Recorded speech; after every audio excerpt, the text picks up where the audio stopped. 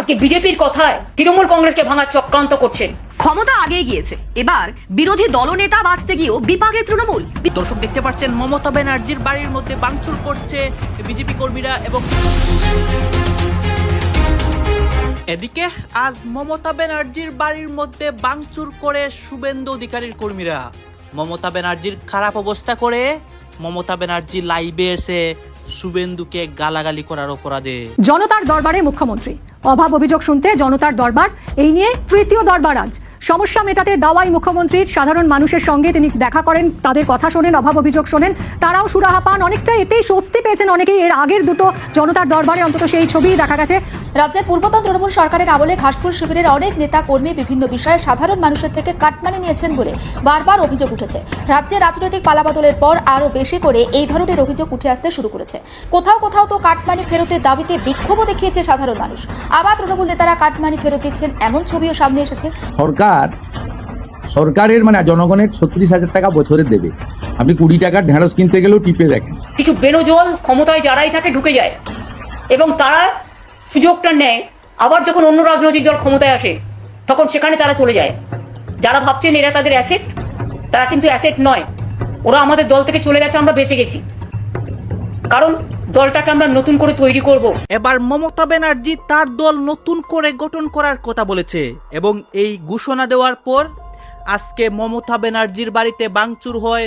শুভেন্দু অধিকারী তার কর্মীদেরকে দিয়ে মমতা ব্যানার্জির উপর অ্যাকশন নেওয়ায়। সম্পূর্ণ পশ্চিমবঙ্গে আজকে ধ্বংসলীলা চলে এবং ভারতের রাজনীতির মধ্যে অসংখ্য ঘটনা আজকে ঘটতেছে। আমাদের ভারতে ধ্বংসলীলা দেখতে পারবেন আপনারা এবং এই নিয়ে নরেন্দ্র মোদী, শুভেন্দু অধিকারী সবাই বিপদের মুখে পড়ে। সবকিছু দেখানোর চেষ্টা করবো এই একটি ভিডিওতে। আসুন আমরা কথা বাড়াচ্ছি না, দর্শক শ্রোতা, আমরা সরাসরি ভিডিওর মূল আলোচনায় চলে যাচ্ছি। বিধানসভা ভোটে গোহারা হেরেছে তৃণমূল। নির্বাচন পরবর্তী হিংসা রুখতে বিজেপি অবশ্য তাদের নেতা কর্মী সমর্থকদের যে কোনো অশান্তি থেকে দূরে থাকার নির্দেশ দিয়েছে। যদিও তারপর কোনো না কোনো জায়গায় বিজেপির তরফে হামলা চালানো হচ্ছে বলে অভিযোগ তুলছে তৃণমূল। আর সবচেয়ে বড় কথা, বেশিরভাগ ক্ষেত্রেই দল পাশে থাকছে না বলে অভিযোগ উঠে আসছে আক্রান্ত তৃণমূল নেতা কর্মী সমর্থকদের পক্ষ থেকে। আর এবার কার্যত তেমন কথাই শোনা গেল তৃণমূল বিধায়ক তথা রাজ্যের প্রাক্তন মন্ত্রী অরূপ রায়ের মুখে। অভিযোগ, সম্প্রতি মধ্য হাওড়ার কাশনদিয়া ফার্স্ট বাইলেনে অরূপ রায়ের বাড়িতে হামলা চালায় বিজেপি কর্মীরা। তার বাড়ির সামনের গোডাউন থেকে প্রচুর পরিমাণে সরকারি ত্রাণ সামগ্রী, যার মধ্যে ছিল ত্রিপল, কম্বল, শাড়ি, ধুতি সহ নানান সামগ্রী, সেগুলো উদ্ধার হয়। আর এই ঘটনার পরিপ্রেক্ষিতে বিজেপি কর্মীরা তার বাড়ির সামনে চোর চোর স্লোগান দেন। যদিও অরূপ রায়ের দাবি, জেলা শাসককে তিনি আগেই ত্রাণের জিনিসপত্র গোডাউন থেকে সরিয়ে নেওয়ার অনুরোধ করেছিলেন। আর প্রশাসন থেকে যখন ওইসব জিনিসপত্র সরানোর চেষ্টা করা হচ্ছিল তখনই বিজেপি কর্মীরা বিক্ষোভ দেখান। আর এবার সাংবাদিক বৈঠক করে একেবারে অরূপ রায় বলেন, উদয়নারায়ণপুরে তৃণমূল বিধায়ক সমীর পাঁজা আক্রান্ত হয়েছেন এবং তিনি ঘরছাড়া। তার বাড়িতে হামলা হয়, সাংসদ কল্যাণ ব্যানার্জির ওপর হামলা হলো, এমনকি জেলায় জেলায় কর্মীদের ওপর হামলা হচ্ছে, অথচ দল নীরব রয়েছে। দলের পক্ষ থেকে তাদের কোনো সমর্থন দেওয়া হচ্ছে না। এক্ষেত্রে অবশ্য উল্লেখ্য, কল্যাণ ব্যানার্জির সঙ্গে ইতিমধ্যেই সাক্ষাৎ করেছেন প্রাক্তন মুখ্যমন্ত্রী মমতা ব্যানার্জি। অরূপ রায় আরও বলছেন, আগেও দলের পরাজয় হয়েছে, কিন্তু তখনও তারা বুক ফুলিয়ে রাজনীতি করেছেন, রাস্তায় মিছিল মিটিং করেছেন, কোনো অসুবিধা হয়নি। অথচ এখনকার মতো পরিস্থিতি তিনি কোনোদিনও দেখেননি। এই পরিস্থিতিতে দলের অনুষ্ঠানে তিনি থাকবেন কিনা তা এখনো পর্যন্ত ভেবে দেখেননি বলেই জানাচ্ছেন অরূপ রায়। একবার শোনাই অরূপ রায়, তৃণমূল বিধায়ক, তার বক্তব্য। একটা বিধায়ক নয়, রাজ্যের সমস্ত বিধায়কদের কাছে পুজোর সময় এবং ঈদের সময় সরকারের পক্ষ থেকে ত্রাণ সামগ্রী আসে এবং স্পোর্টস ডিপার্টমেন্টের পক্ষ থেকে ক্রীড়া সামগ্রী আসতো আগে। তো সুতরাং ঈদের আগে আজকে বিজেপির কথায় তৃণমূল কংগ্রেসকে ভাঙার চক্রান্ত করছেন। মনে রাখবেন, এরা আমাদের অ্যাসেট নয়। যাদের দলের প্রতি বিশ্বাস থাকে না, যে দল তাদের সিম্বল দিয়েছে, সিম্বলটা আমাদের কাছে মায়ের মতো, মানুষ জোড়া ফুল সিম্বল থেকে ভোট দিয়েছে। দল প্রচার থেকে শুরু করে সর্বরকম সাহায্য করেছে আপনার পাশে দাঁড়িয়ে। আর আপনারা আজকে ভয় পেয়ে, টাকার মোহে হঠাৎ করে পরিবারের কথায় কেউ কেউ পরিবারের সম্পত্তি অনেক বেড়েছে বলে সম্পদ রক্ষা করার জন্যে শুধুমাত্র তৃণমূল ভাঙার চক্রান্তের খেলা খেলছেন। মনে রাখবেন, এই খেলা খেলে কোনো লাভ নেই। আপনারা যদি এই খেলা খেলেন, আমি কিন্তু বড় খেলোয়াড়, তাহলে কিন্তু আপনাদের ওয়েট করতে হবে এবং দেখতে হবে। আমি তো 1 সেকেন্ডে অ্যাডজাস্ট করে নিতে পারতাম যারা আজকে দল ছাড়ছে বিজেপির সাথে কথায়। আমি তো কোনোদিনও করিনি, কারণ আমি মনে করি আমার একটা আদর্শ আছে, একটা নীতি আছে তৃণমূলের। আমরা ধর্ম নিরপেক্ষতা, সম্প্রীতি, সংহতি বিশ্বাস করি। তাই আজ সব ধর্মেই আমরা যাই, সবাই আমাদের সম্পদ, সব ভাষা, সব জাতি, সব কমিউনিটিকে আমরা শ্রদ্ধা করি। আমি কালকে একটা মিটিংয়ের পারমিশন চেয়েছি 7 দিন আগে। পারমিশন মানে পুলিশকে ইনফরমেশন দিতে হয়, দিয়েছি। আজকে স্টেজ করতে গেছে, বলছে না না এখানে করা যাবে না, জাস্ট একটা ধর্ণা। মানে 100 জন লোক রাস্তাতেও বসে একটা ধর্ণা দিতে পারবে না। আর রাস্তাটা কোথায়? রানী রাসমণি রোড, যেখানটা ফাঁকা থাকে এবং যেটা মিটিংয়ের স্পট হিসেবে চিহ্নিত। আমরা অফিসিয়াল চিঠি দিয়েছি, তারপরে পুলিশ বলেছে সিএসসির কাছ থেকে মাইক্রোফোনের পারমিশন নিয়ে। সেই চিঠিও পাঠিয়েছে চন্দ্রিমা ভট্টাচার্য, সর্বভারতীয় তৃণমূল কংগ্রেসের সহ-সভানেত্রী। আজকে পুলিশ সেখানে ডেকোরেটারে একজন গেছে চৌকি পাততে শুধু আর মাইক লাগাতে। পুলিশ বলছে না না এখান থেকে মিটিং শিফট করুন, আবার লিখুন। কালকে প্রোগ্রাম, আজকে কি করে মিটিং শিফট করবে? এতদিন আগে কেন বলেননি? আপনারাই বলে দিতে পারতেন, ঠিক আছে এখানে ধর্ণা করা যাবে না, আপনারা অন্য জায়গায় করুন, আমাদের কোনো আপত্তি নেই। যেখানে দয়া করে জায়গা দিতেন, এখন তো দয়া বিক্রি করে গণতন্ত্রের মিছিল মিটিং করবার পারমিশন চাইতে হচ্ছে। আগে সিপিএম দল করতো, নীতিহীন একজন। আমাদের ভুল হয়েছে তাকে টিকিট দেওয়া, পায়ে পড়েছিল এসে। সেদিন বাঁচানো সিপিএম ঠিক করেছিল, অন্তত এই একটা ক্ষেত্রে তাদের আমি অ্যাপ্রিসিয়েট করি, ওকে তাড়িয়ে দিয়ে। তা সত্ত্বেও আমরা তাকে 2বার সংসদে জিতিয়েছি। অন্য লোকের টিকিট কেটে তাকে হাওড়ায় দাঁড় করানো হয়েছে। আজকে তাদের কাছে আমি ক্ষমা চাইছি হাত জোর করে, যে আমরা আপনাদের সাথে এরা বিশ্বাসঘাতকতা করলো, এদের আমরা ক্ষমা করিনি। আজকে 2 জনকে আমরা অলরেডি দল থেকে এক্সপেল করে দিয়েছি, বহিষ্কার করে দিয়েছি, যারা রোজ গিয়ে বিজেপিকে মিট করছে এবং বিজেপির কথা মতো সবাইকে ডেকে ভয় দেখাচ্ছে। এর মধ্যে একজন সাংসদও আছেন, তিনি আবার অন্যান্যদের সাথেও যোগাযোগ করছেন। অপরাধটা কি না, তিনি তার ছেলের টিকিট চেয়েছিলেন। তো সবার কি শুধু বাবা মা এমপি হবে, এমএলএ হবে, তার ছেলে মেয়েরাই টিকিট পাবে, আর কেউ পাবে না? আমি একজন এমএলএ ছিলাম, অভিষেক একজন এমপি ছিলেন। আমাদের এত বড় পরিবার, প্রায় 50 জন আমাদের পরিবারের মেম্বার আছে। আর এক একটা পরিবারে তো 4 ভাই এমএলএ এমপি হয়েছে। সেগুলোর কৈফিয়ত কে দেবে? তাও হ্যাঁ, পার্টি যদি মনে করতো নিশ্চয়ই যেত। যেখানে দল সিদ্ধান্ত নিয়েছে, আপনি দলের এমপি হয়েছেন দলের সিম্বলে, আর আজকে আপনি দলের বিরোধিতা করলে, আপনি যদি সেন্ট্রাল ফোর্স চেয়ে কারো কাছে অ্যাপ্লাই করেন, তাহলে আপনাকে দলে রাখার কি দরকার? সে দল সিদ্ধান্ত নেবে। আমাদের ডিসিপ্লিনারি কমিটি আছে, আজকে সিদ্ধান্ত ডিসিপ্লিনারি কমিটি নিয়েছে, আমি নিইনি। সুতরাং দল তার নিয়ম মতো চলবে, নিয়ম মানবর্তিতাও নিয়ে চলবে। আর যারা আজকে বড় বড় কথা বলছেন, তারাও কিন্তু আগে কংগ্রেস থাকাকালীন টিকিট নিয়ে 3বার করে হেরেছেন। তৃণমূল কংগ্রেসে যখন তৈরি হয়েছিল তখন আপনারা ছিলেন না।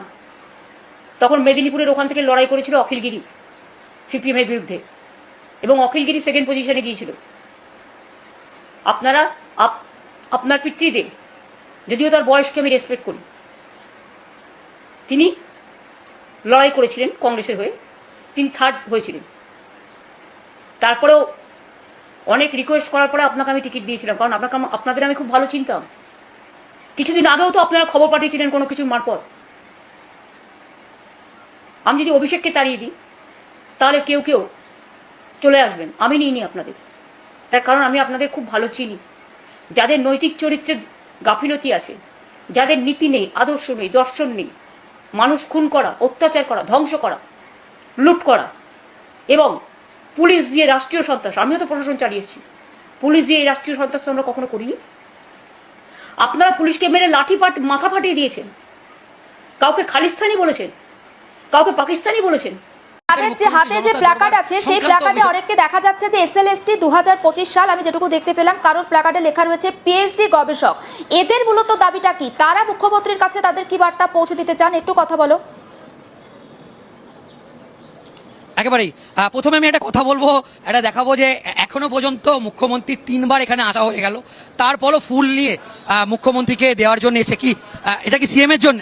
হ্যাঁ, এটা আমরা আমাদের মানবিক সরকার শ্রী মাননীয় শুভেন্দু মহাশয়কে অভ্যর্থনা জানাতে এবং স্বাগত জানাতে আমরা 2025 2nd SLSTর তরফ থেকে ফ্রেশার এমপ্যানেলরা এই অভিবাদন জানাতে চাই। তাহলে আপনি কি বলছেন যে 15 বছরের সরকারের আমলে ব্যাপক দুর্নীতি হয়েছে? 15 বছরের সরকারের আমলে, আগের সরকারের আমলে যে দুর্নীতি হয়েছে তার প্রাপ্য ভোগ করছি আমরা। 15 বছরে কোনো পরীক্ষায় বসতে পারিনি। আমরা অনেকে এমএ করেছি, বিএড করেছি, অনেকে এমফিল করেছি, পিএইচডি করেছি, কিন্তু এই যে সুপ্রিম কোর্টের মনিটরিং এ যে পরীক্ষাটা হয়েছে 14ই সেপ্টেম্বর, সেখানে আমরা সবাই ফ্রেশার এমপ্যানেলড আমরা সবাই পাশ করেছি এবং আমরা মাননীয় মহাশয়ের কাছে আবেদন জানাতে আসছি। আমাদের রেকমেন্ডেশন লেটার পেয়ে গেছি, আজ প্রায় 3 মাস হতে গেল, এখনো পর্যন্ত আমাদের নিয়োগ হয়নি। আমরা এই যন্ত্রণা সহ্য করতে পারছি না। আর 9-10 এর অলরেডি এখনো ভেরিফিকেশনও শুরু হয়নি। আমাদের দয়া করে আমাদের স্কুলমুখী করুন। আমরা প্রচুর যন্ত্রণা, হতাশার মধ্যে দিন কাটাচ্ছি। আমাদের রেকমেন্ডেশনের ভ্যালিডিটি শেষের পর্যায়ে চলে গেছে। এখন আমরা কি করব? এই আবেদন আমরা সরকারের কাছে জানাতে এসেছি। এই কষ্টটা আমরা সবাই আশা করে এসেছি যে মানবিক সরকার, এই সরকার শিক্ষিত মানবিক সরকার আমাদের এই কষ্টটা বুঝবে। স্যার, আমি 9-10 এর একজন ফ্রেশার পাস করা ক্যান্ডিডেট। আমি 9-10 পাস করেছি। আমার 2 মাস আগে যেটা দেখতে পাচ্ছেন, এটা হচ্ছে আমার ডকুমেন্ট ভেরিফিকেশনের লেটার। এই লেটারের ভিত্তিতে মার্চ মাসের 21 তারিখে, অর্থাৎ আজ থেকে 2 মাস আগে আমাদের বিপুল সংখ্যক ছাত্রছাত্রী যারা 9-10 আমরা, এবং এর 90% ফ্রেশার ক্যান্ডিডেট, টোটাল 22,000 আমরা নতুন ফ্রেশার ক্যান্ডিডেট চাকরি পাচ্ছি। এবং শুধু তাই নয়, আপনারা শুনলে আনন্দিত এবং আশ্চর্য হবেন যে 2016 সালেরও 90% টিচার যারা ছিলেন আনটেন্টেড, তারাও এই প্যানেলের মাধ্যমে আবার পুনরায় চাকরি ফিরে পাচ্ছেন। তো মুখ্যমন্ত্রীর কাছে আমাদের অনুরোধ, আমরা যারা অধিকাংশ স্টুডেন্ট যাদের ভেরিফিকেশন হয়ে গেছে কিন্তু আজ 2 মাস অজ্ঞাত কারণে আমাদের আজও শুরু হয়নি ইন্টারভিউ, এবং আমরা নিয়োগও আটকে রয়েছে, এবং মুখ্যমন্ত্রীর কাছে কি চাইছেন আপনারা? মুখ্যমন্ত্রীর কাছে অতি দ্রুত সুপ্রিম কোর্টের নির্দেশ মেনে 31/8/2026 এর মধ্যে পুরো নিয়োগ কমপ্লিট প্রসেস করতে, যেটা সুপ্রিম কোর্ট বারবার বলছেন। আমি আমার সহকর্মীকে একবার বাইরের ছবিটা দেখাতে বলবো যে অনেক কষ্টে এমপ্যানেল হয়েছে, দিনরাত টিউশন পড়িয়ে অনেক কষ্টে এমপ্যানেল হয়েছে স্যার। দিনরাত টিউশন পড়িয়ে রাত থেকে কেটে আমি 60-59 পেয়েছি আউট অফ 80 ইন্টারভিউতে 69 পেয়েছি স্যার। আমি অনেক করে আমার শরীরটা দিচ্ছে, আমার কাউন্সিলিং করে, আমার ইকোনমিক সাবজেক্ট স্যার, আমার শরীরটা দিচ্ছে, আমি শরীরে আমি নিয়োগ পেতে যাই। আমার বাবার অসুস্থ, আমার ভাই কোমরে বাঁচাও কিছু করতে পারছে না স্যার। আমার তো শরীরটা নির্মাণ না, মুখ্যমন্ত্রী আমার বাড়ি পৌঁছে বলে আমি স্যার, আমি 2016-তে আমি যখন হচ্ছে এসএলএসটির পরীক্ষা হয়েছিল, সেই সময় আমি পরীক্ষা দিয়েছিলাম। সেই সময় সরকারি দুর্নীতির কারণে আমি হচ্ছে এমপ্যানেলে আসতে পারিনি। বর্তমানে আমি 2025-এ আমি এমপ্যানেল হয়েছি স্যার। আমি বলতে চাইছি আমাদের মাননীয় মুখ্যমন্ত্রীর কাছে আমাদের এই নিয়োগ প্রক্রিয়া দ্রুত সম্পূর্ণ করার জন্য। বৃদ্ধ বাবা মা রয়েছে, ছোট বাচ্চা রয়েছে। বলছি আপনার এক্সাক্ট কি সমস্যা, মানে আমরা স্কুলে যেতে চাই। আমরা এই নিয়োগ প্রক্রিয়ার মাধ্যমে সুপ্রিম কোর্টের নির্দেশে যে নিয়োগ প্রক্রিয়া আছে আমাদেরকে অতিরিক্ত স্কুলমুখী করুক, এবং আমরা ভবিষ্যৎ প্রজন্মকে একটা ভালো জায়গায় নিয়ে যাব, যাতে তারা আগামী দিনে আপনাদের প্যানেলটা রিক্রুটমেন্ট করার কথা বলা হলেও করছে না, হয়তো কোনো প্রবলেম আছে। আমরা স্যারকে মানবিক অনুরোধ আবেদন করছি, স্যার যেন আমাদের রিক্রুটমেন্টটা উদ্যত করে এবং 31 অগস্টের মধ্যে আমরা যেন স্কুলে যেতে পারি স্যার। আমার খুব করে ছেলে স্যার, আমি মেদিনীপুরে গ্রামে বাড়ি। সরকারের মানে জনগণের 36,000 টাকা বছরে দেবে। আপনি 20 টাকার ঢেঁড়স কিনতে গেলেও টিপে দেখেন, আর 36,000 টাকা বছরে দেবে। সহযোগিতা করুন না। আর এই যে তারিকুল, হাজিকুল, রফিকুল, কৃষির সব নাম আছে, না এই নামগুলো বিখ্যাত নাম সব, রাকিবুল, মুস্তাফিজুর, আর কি সব নাম রয়েছে, তারিকুল, যে 22টা অ্যাকাউন্ট, তো হিমশৈলে চূড়া মাত্র। শুধু জঙ্গিপুর ব্লকেই আমরা 3,000 বের করবো। আমি আপনাকে বলছি, ভয়ঙ্কর চিত্র আছে। একটু আগে পশ্চিম মেদিনীপুরে একটা অ্যারেস্ট হয়েছে, দেখবেন আপনি, ফলস বার্ধক্য ভাতা, বিধবা ভাতা নিচ্ছিলেন। এরা যা করে গেছে ভয়ঙ্কর। আপনি যদি, আমরা পরিষ্কার বলেছি, পরিষ্কার দেখুন, উচিত প্রাপকরা প্রত্যেকে পাবেন, তাড়াহুড়া একদম করবেন না। আমরা বুধবার থেকেই ট্রান্সফার করতে শুরু করব, এবং প্রতি 7 দিন অন্তর সংশ্লিষ্ট মন্ত্রী বা আমাদের সরকার আপনাদের ব্রিফ করে দেবে যে কত ভেরিফাইড হলো। এখনই তো ধরুন ডেলি 2 লক্ষের বেশি ভেরিফাইড হয়ে যাচ্ছে, মানে জমাটা আমি বলছি না, ভেরিফিকেশন আমরা করে নিচ্ছি, একদম জেনুইন লোকজনের লিস্টে এসে যাবে। কিন্তু যারা ভোটারে এসআইআর এদের নাম বাদ গেছে, তাদের মধ্যে সিএ অ্যাপ্লিকেন্ট এবং অ্যাডজুডিকেটেড ট্রাইব্যুনালে যারা আপিল করেছেন, তাদেরকে আমরা আপাতত কনসিডার করব যতক্ষণ না পর্যন্ত ট্রাইব্যুনাল বা সিএ তে নিষ্পত্তি না হয়। যে ভোটারই নয়, সে কি করে সামাজিক ভাতা পেতে পারে? টাকাটা তো আপনার, টাকাটা তো কোনো পার্টির ব্যক্তির নয়। আপনি করলেন মহিলাদের জন্য, তারিকুল রাকিবুলের জন্য তো নয়, চন্দ্রকোনার টিএমসি নেতা উত্তম সাহুর জন্য তো নয়। এইখানেই আমাদের সরকারের নীতি এবং উদ্দেশ্য। তা তো ভাবো। দর্শক আপনারা তো দেখলেন এখানে কি কথা হচ্ছে, অনেকে কিন্তু অনেক কথা বলতেছে, বিশেষ করে এখানে দেখতে পাচ্ছি আমরা শুভেন্দু অধিকারীর বিষয়ে এবং মমতা ব্যানার্জি যে বিভিন্ন অ্যাকশন নিচ্ছে এইগুলো নিয়ে কথা হয়ে গেছে। এই বিষয়গুলো দেখে এবং দেশের রাজনীতির প্রেক্ষাপট নিয়ে আপনার মন্তব্য কি? আপনার গুরুত্বপূর্ণ মন্তব্য অবশ্যই আপনারা আমাদের কমেন্ট বক্সে লিখে যাবেন। সর্বশেষে আপনাদের কাছে আমাদের রিকোয়েস্ট থাকবে, আপনারা আমাদের চ্যানেলে নতুন দর্শক হয়ে থাকলে চ্যানেলটি সাবস্ক্রাইব করবেন এবং পাশে থাকা বেল বাটনটি বাজাবেন যাতে করে নেক্সট ভিডিওটা সবার আগে আপনাদের কাছে পৌঁছে যায়। ধন্যবাদ।